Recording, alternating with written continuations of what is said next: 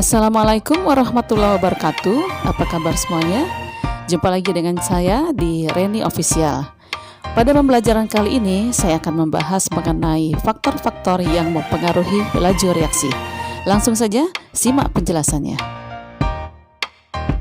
Sebagaimana kita ketahui, ada beberapa reaksi yang dapat berlangsung dengan sangat cepat, misalnya pada kembang api yang dibakar. Sementara itu, ada juga reaksi yang dapat berlangsung lambat, misalnya pada proses perkaratan besi atau memudarnya warna pada baju. Nah, faktor-faktor apa saja yang dapat menyebabkan suatu reaksi dapat berlangsung sangat cepat, lambat, atau sangat lambat? Jadi, faktor-faktor yang mempengaruhi laju reaksi itu adalah 1. Luas permukaan sentuhan, yang kedua suhu, yang ketiga konsentrasi, dan yang keempat adalah katalis. Nah, sebelum kita membahas mengenai faktor-faktor yang mempengaruhi laju reaksi, maka kita bahas dulu mengenai teori tumbukan. Jadi, suatu reaktan atau pereaksi sebelum melakukan reaksi, maka reaktan tersebut harus melakukan tumbukan terlebih dahulu. Misalnya, A plus B. Sebelum A dan B ini bereaksi, maka A dan B harus bertumbukan atau bertabrakan. Setelah melakukan tumbukan atau tabrakan, maka terjadilah suatu reaksi. Setelah itu baru terbentuklah suatu produk, yaitu AB. Nah, tapi tidak semua tumbukan menghasilkan suatu reaksi, tetapi hanya tumbukan yang efektiflah yang menghasilkan suatu reaksi. Makin sering terjadi tumbukan yang efektif, makin cepat reaksi berlangsung, dan makin besar laju reaksi. Nah, sekarang kita membahas mengenai faktor-faktor yang mempengaruhi laju reaksi. Nah, oleh karena sekarang masih zaman pandemi, jadi kita manfaatkan saja alat dan bahan yang ada di sekitar rumah kita. Perhatikan percobaan berikut. Nah, berikut kita akan mencoba mengamati bagaimana pengaruh luas permukaan terhadap laju reaksi, ya. Ingat, reaksi yang berlangsung cepat maka laju reaksinya lebih besar, ya. Sedangkan reaksi yang berlangsung lambat berarti laju reaksinya lebih kecil, ya. Nah, di sini tersedia ada 2 gelas air, ya, 2 gelas air dengan jumlah yang sama banyak, ya. Coba lihat itu dengan volume yang banyak, sama banyaknya. Kemudian suhunya juga sama, yaitu pada suhu kamar. Jadi suhu sama, kemudian jumlahnya atau banyaknya juga sama, ya. Kemudian di sini juga tersedia, saya sudah menyediakan 2 butir atau 2 kepingan, ya, 2 kepingan gula merah bongkahan nih, bongkahan gula merah, ya. Ada 2 yang sama besarnya atau jumlah masanya sama, ya. Yang masanya sama kira-kira ini sama besarnya. Nah, gula merah ini ada 2, yang satu akan saya kikis, sedangkan yang satunya lagi tetap berupa bongkahan seperti ini, ya. Sekarang saya kikis dulu gula merah yang ini. Nah, ini salah satu dari gula merah tadi sudah saya kikis sehingga bentuknya serbuk seperti ini, ya. Ini bentuknya serbuk. Sementara yang satu lagi tetap berupa bongkahan atau berupa kepingan, ya. Nah, sekarang kita coba dulu melarutkan gula merah yang berupa serbuk di dalam air dengan jumlah yang sama banyak, ya. Jadi air ini sama banyak, suhunya juga sama. Nah, ini gula merah yang sudah saya gerus atau saya kikis, ya. Nah, jadi gula merah yang bongkahan tadi sudah saya gerus atau saya kikis sehingga menjadi serbuk seperti ini, ya. Nah, kemudian yang satu tadi tetap dia berupa bongkahan atau tetap berupa kepingan, ya. Nah, yang pertama ini saya akan mencoba melarutkan gula merah dalam bentuk serbuk ke dalam 1 gelas air yang jumlah airnya pada gelas 1 dan gelas 2 sama banyaknya, ya. Dengan menggunakan stopwatch, ya. Nah, sekarang kita mulai. Bentar, ya. Kalau saya hitung hitungan ketiga, ya. 1, 2, 3.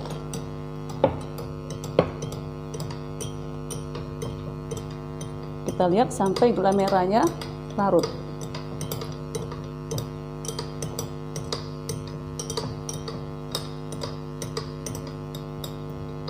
Ya, mati, stop. Ya. Jadi itu waktu yang dibutuhkan untuk melarutkan gula merah yang dalam bentuk serbuk ya. Nah, tadi sudah kita larutkan gula merah dalam bentuk serbuk. Sekarang yang berikutnya saya melarutkan gula merah dalam bentuk bongkahan atau dalam bentuk kepingan ini ke dalam air yang sama banyaknya dengan gelas yang pertama tadi ya. Mulai ya, pada hitungan ketiga ya. 1, 2, 3.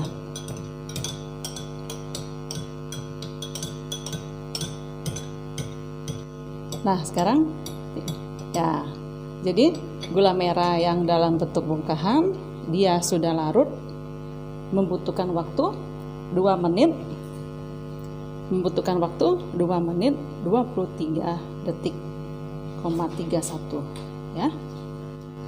Nah, jadi kesimpulannya dari hasil percobaan kita tadi, untuk gula merah yang serbuk dia untuk menjadi larut dia membutuhkan waktu 17 detik. Sementara gula merah dalam bentuk bongkahan untuk larut dia membutuhkan waktu 2 menit 23 detik. Nah, jadi dari hasil percobaan tadi kita buat tabelnya ya. Ada gula merah yang terdiri dari ada gula yang berbentuk serbuk, ada yang berbentuk bongkahan. Masanya sama ya. Kita anggap saja masanya masing-masing 10 gram. Kemudian volume air untuk melarutkan gula juga sama-sama 200 ml. Suhu air untuk melarutkan gula tadi juga sama, yaitu sama-sama 25 derajat Celcius, tapi waktu larutnya berbeda ya. Kalau gula serbuk, dia melarutnya membutuhkan waktu 17 detik. Kita bulatkan ya, tadi 17,11 kita bulatkan menjadi 17 detik. Kemudian bongkahan, gula merah bongkahan, untuk larut dia membutuhkan waktu 2 menit 23 detik ya. Jadi kesimpulannya adalah gula merah berbentuk serbuk lebih mudah larut dibandingkan dengan gula merah yang bongkahan. Jadi ingat ya, kalau dia mudah larut berarti waktu yang dibutuhkan lebih sedikit ya dibandingkan dengan yang sukar larut. Kalau waktu yang dibutuhkan sedikit berarti laju reaksinya lebih besar ya. Jadi yang serbuk waktu yang dibutuhkan untuk melarut lebih sedikit ya. Karena waktu yang dibutuhkan sedikit, maka laju reaksi gula merah berbentuk serbuk lebih besar daripada gula merah dalam bentuk bongkahan. Ingat, waktu dan laju reaksi berbanding terbalik ya. Kalau waktu yang dibutuhkan kecil, berarti laju reaksinya lebih besar. Nah, mengapa demikian? Ya, karena dalam bentuk serbuk, luas permukaannya akan lebih besar daripada gula merah dalam bentuk bongkahan. Kenapa? Dalam bentuk serbuk, ketika kita larutkan dalam air, setiap bagian dari gula merah itu bisa langsung bersentuhan dengan air, sehingga dia lebih mudah larut. Sedangkan gula merah dalam bentuk bongkahan, yang bisa langsung bersentuhan dengan air hanya gula merah pada bagian luarnya saja. Baik gula merah pada bagian luar atas, bawah, kiri, kanan bisa langsung bersentuhan dengan air. Sementara butiran gula merah yang bagian dalam dia butuh waktu untuk bersentuhan dengan air ya. Jadi luas permukaan yang serbuk itu lebih besar daripada luas permukaan yang bongkahan. Jadi makin besar luas permukaan, maka laju reaksi makin besar. Nah, pada percobaan yang berikutnya saya akan mencoba melarutkan gula pasir ya. Gula pasir dengan takaran seperti ini, kira-kira berapa gram ini? Mungkin 25 gram ya. Kira-kira 25 gram. Saya larutkan ke dalam air. Saya larutkan ke dalam air kira-kira 150 ml ya, airnya air hangat. Saya larutkan ke dalam air hangat gula pasir 1 takaran ini ke dalam air hangat, kira-kira suhunya 60 derajat ya. Nih, masih hangat. Kalau saya larutkan dalam air, kira-kira untuk melarutkan gula 1 takaran ini dia membutuhkan waktu berapa lama ya? Oke, kita siapkan stopwatch. Jadi kita mulai dengan hitungan ketiga ya. 1, 2, 3. Oke.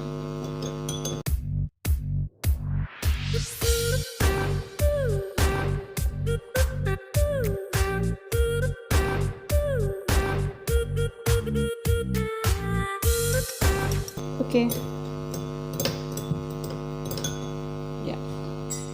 Jadi untuk melarutkan gula 1 takaran tadi di dalam air hangat, suhunya kira-kira 60 derajat, dia membutuhkan waktu 30 detik, 30,14 detik. Kita bulatkan saja ya menjadi 30 detik ya. Nah, yang berikutnya saya akan melarutkan gula juga pada takaran yang sama dengan yang tadi ya, takaran yang sama. Kemudian jumlah air yang digunakan juga sama, kira-kira 150 ml ya. Tapi air yang tadi suhunya 60 derajat, sementara air yang saya gunakan ini itu suhunya suhu ruang, yaitu sekitar 25 derajat. Oke. Nah, ini stopwatch ya. Kita mulai pada hitungan yang ketiga ya. 1, 2, 3. Oke.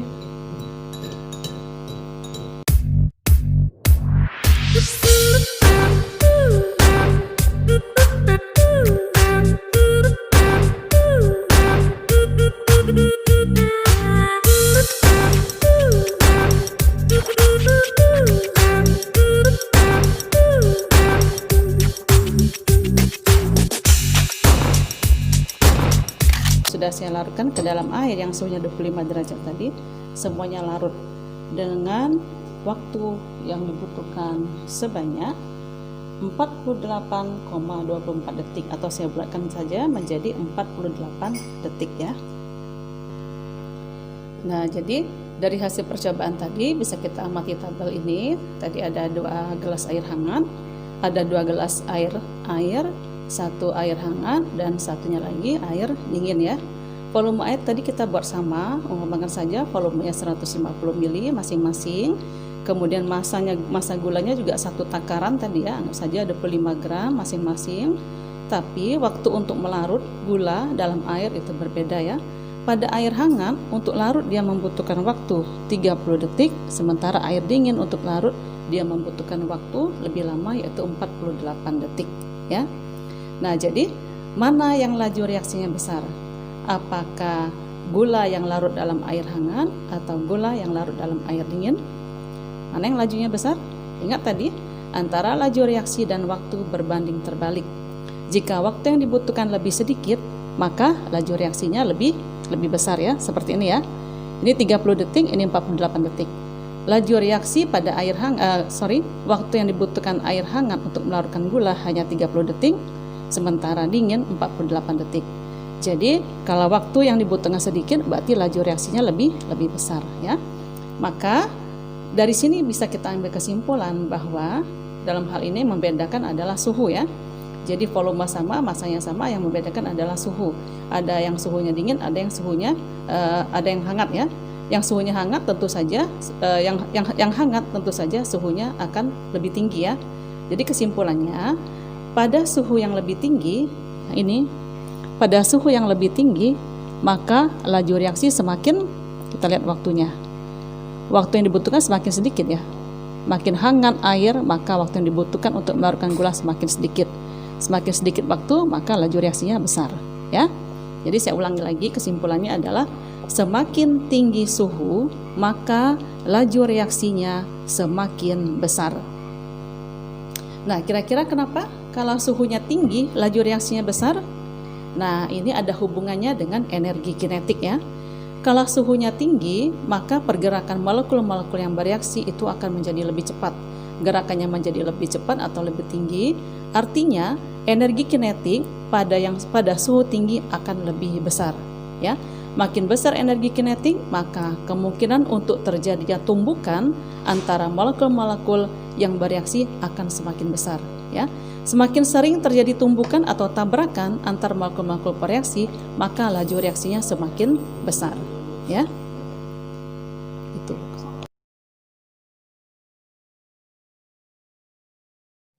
Nah, untuk pengaruh konsentrasi terhadap laju reaksi, saya tidak melakukan percobaan, tapi hanya saya analogikan saja ya. Larutan dengan konsentrasi yang besar, saya analogikan sebagai pasar yang ramai. Sementara larutan dengan konsentrasi yang kecil, saya analogikan dengan pasar yang sepi. Nah, pada pasar yang ramai, kecenderungan orang untuk saling bersenggolan atau bertumbukan atau bertabrakan tentunya akan lebih besar jika dibandingkan dengan kita berkunjung ke pasar yang sepi. Kalau di tempat yang sepi, kecenderungan kita untuk bertumbukan atau bersenggolan tentu lebih kecil. Nah, sekarang makin sering terjadi tumbukan atau tabrakan, maka reaksi makin cepat dan laju reaksi semakin besar. Jadi kesimpulannya, larutan dengan konsentrasi yang besar, maka reaksi berlangsung cepat dan laju reaksi besar. Sedangkan larutan dengan konsentrasi yang lebih kecil, reaksi akan berlangsung lambat dan laju reaksi kecil.